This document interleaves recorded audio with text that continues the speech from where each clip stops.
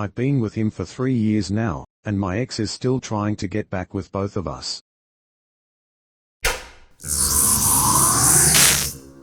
8 thought-provoking confessions from strangers that wouldn't tell anyone they actually know. My ex wrote letters to everyone when she was dying and I never sent them. My ex was a wonderful, bright person. Frankly, one of the cheeriest and loveliest people I've met in my entire life. But she developed some very rare health conditions that didn't have treatments. Everyone loved her. Adored her even. She was the ray of sunshine that people were desperate to be around. But when her health took a turn for the worse, she started writing letters to all her friends and family and made me promise to deliver them when she passed. She eventually did succumb to her health conditions. I don't know why I did it. But after I felt I had grieved enough to handle things, I opened some of the letters and read them. They were awful. She tore into each and every one of them. Called them selfish, told them they didn't even care about her. Some of them were biting and scathing commentary on how awful she had felt and that I was the only person who had actually cared about her. None of this was like her. She never spoke or acted like this, and the only conclusion I can come to is that all the medications, including painkillers, that she was on had completely messed with her cognitive function. Even worse, all her friends and family had spent weeks extolling how wonderful and meaningful her life was and how lucky we all were to know her. How she was the kindest, most wonderful person they had ever known. I couldn't do it. I broke my promise and put those letters away and never sent a single one. I feel conflicted all the time about whether I did the right thing. But nobody needs their memory of her tainted by this. I, 43, was asked out by a former student, a 40-year-old woman, to thank me for teaching them, and it turned into a date. I teach English to people as their second language, and I recently had a group that included this woman. We never flirted or anything other than banter over topics, and a day after she left the class for her new job, she sent me an email asking if I wanted to get a drink. I was a bit surprised by this, but I felt it was okay because there wasn't anything between us. Or so I thought. She offered to pick me up and take me wherever I wanted. I knew that she was married, so I just saw this as her thanking me for teaching her. She picked me up in the evening, and I was pleasantly surprised to see how attractive she looked. Defiantly not the same as she was in my class. We went to a nice pub, and she told me to order whatever I wanted because she was paying. At one point in the evening I said I didn't want another drink, and she reminded me she was bringing me home and to have whatever I wanted. I jokingly asked her if she was trying to get me drunk, and all she did was laugh a little. Afterwards, we walked around the area talking about the history of the city. Several times my hand or hers would accidentally touch the other's bottom, back, or chest while we talked with our hands. There was never anything said when physical contact was made. When we got back to my place, she said it was unfortunate that she needed to drive home because of the time, but asked if we could go out again so she could keep practicing her English speaking. While we sat in her car, we continued our conversation, and we both were leaning close to each other. Many times our hands were touching the other's leg, and without realizing it, I was resting my hand on her thigh and she never said or did anything about it. There was definitely some tension in the air, but knowing she needed to drive home, I broke the tension by saying she should leave or she wouldn't make it home till very late. She just smiled and said we would have to do this again, and with that gave me a hug. There was some lingering as the hug ended and some staring into each other's eyes, but I broke this by getting out of her car. I wasn't looking for anything like this when she invited me out, but it was definitely a date with a married woman, and, as a single man, I loved it. The only reason I'm maintaining contact with my mum is because I want her to lose everything. The title probably makes me, a 16-year-old, seem evil, but I have a good reason for it. My mum, 38F, is one of the worst people I've ever met. I know that you're supposed to have unconditional love for your family, but I can't bring myself to love her. The first time she hurt me I was 3. I had bit my sister because I was young and dumb. So Mum decided the only reasonable punishment was to bite me herself and watch me cry, then not comfort me. When I went to nursery the next day they suspected abuse and Mum talked her way out of it. I'm 16 now and the abuse has just got worse with age. Problem is, it's only me that she abuses in our family. There are times where she has forgotten to feed me and then refused me to get other food, or if I sneak food, she will make me throw it up, which has ultimately led me to having an eating disorder. The worst thing she has done to my sister, 18F, is slightly raise her voice, then went straight to comforting her after. I have always felt like my sister's afterbirth, and it makes me sick. My dad is in denial about me being abused, even though I have shown him countless bruises. Mum always waits until Dad has left the house, then hurts me. Dad thinks that I'm making it up and bruising myself on purpose for attention. Around 4 months ago, I got a girlfriend. Mum is heavily Christian, and if she ever found out, I don't think I'd live for another day. She believes that gay people are condemned to hell and forces the Bible on me. She wants me to have an arranged marriage when I'm legal, and she told me she wants 4 grandkids from me, and that I need to lead on a legacy. After about a month of dating, I told my girlfriend about my mum and what she does. We were friends before dating, so she suspected something was happening and fully supported me. She told me that I should start recording when my mum hurts me and taking pictures of anything she does to me. I honestly don't know why I didn't think of it before. I've also been saving up money at my girlfriend's house just in case I need to leave home or to afford a lawyer. I want to go no contact with my mum when I am of age, but I also want to be there when she rots, and I want her to beg for my forgiveness, which she will never get.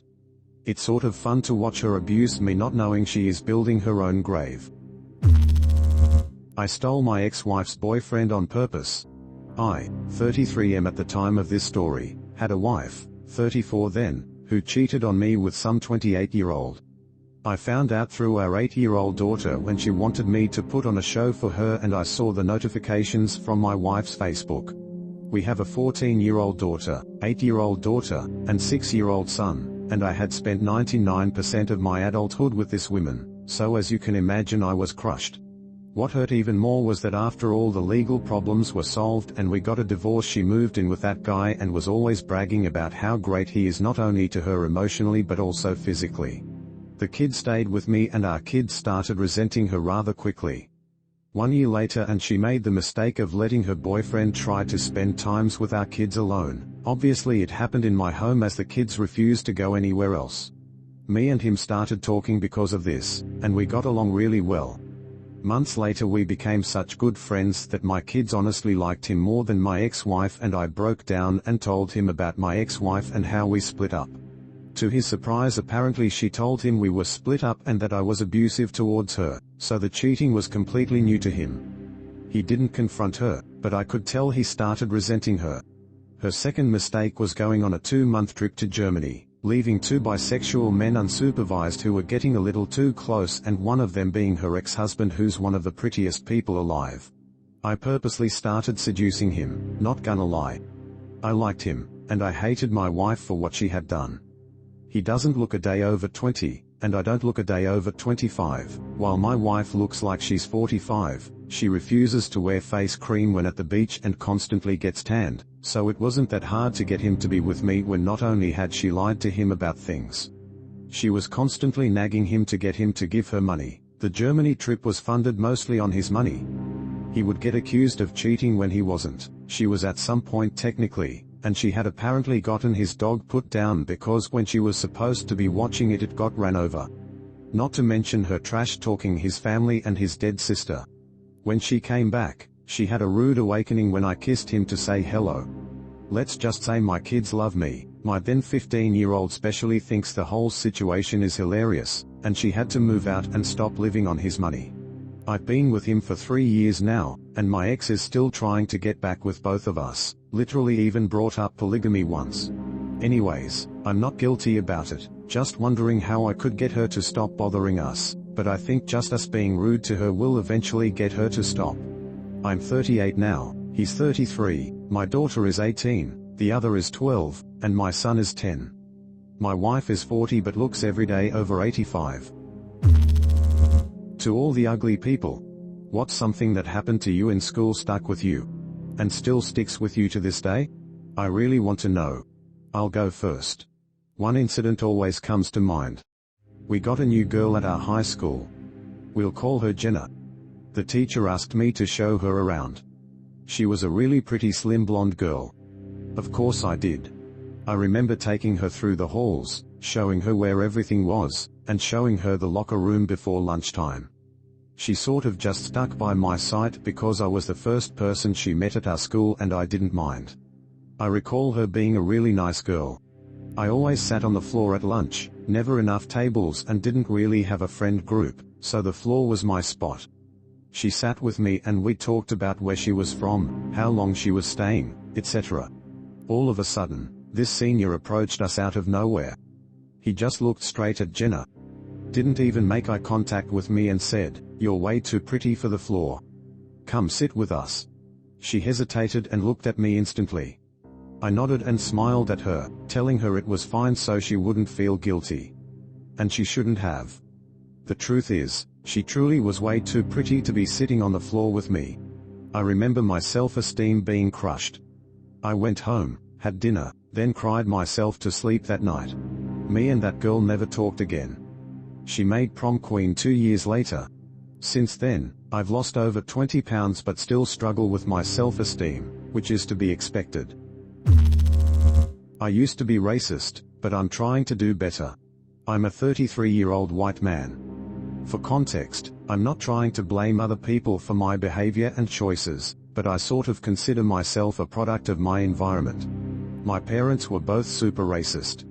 Even at a young age, they would talk about others being inferior to us. I remember being about 6 and being forbidden from playing with a black kid in my neighborhood after my dad saw us throwing a ball around. I remember he told me I shouldn't be spending time around people like him and that he doesn't belong in our society. I, of course, being 6 didn't understand, but my dad told me I was forbidden from being around people like that. My mother agreed and is honestly still the same person she was then. My dad passed away a few years ago now and never changed either. I, of course, grew up to be just like my dad. I truly believed that if you weren't white, you weren't right, among other things. But as years have passed and I moved out of my hometown and met more people, I realized just how wrong I was and how wrong my parents were. I have 100% discriminated against people because of the color of their skin and have even done things to sabotage people who aren't white in my professional career. And I honestly feel terrible about it all these years later. I want to change, so I'm coming out to say I am no longer racist and I'm going to treat everyone fairly and equally from now on. I apologize for my actions of the past and I'm not going to be that man anymore. I just found out I'm related to my boyfriend. I'm 15, and I know this sounds like it's not horrible since I'm so young, but I have no one else except this boy. He has made me happy and understands me even in difficult situations. I really loved him and after I found out this information, a part of me has literally died. I feel like he's dead to be honest. It's a long story and I've been advised to keep it private, but I just feel so horrible. We only dated for 6 months, but I've liked him for 1 year before that, and when he asked me out I was so happy. I know I'm only 15 and you can't love anyone at 15, but I really did. It turns out his dad is my dad's cousin, but we never knew because apparently his dad is dead, but that's false info. It's so much to take in.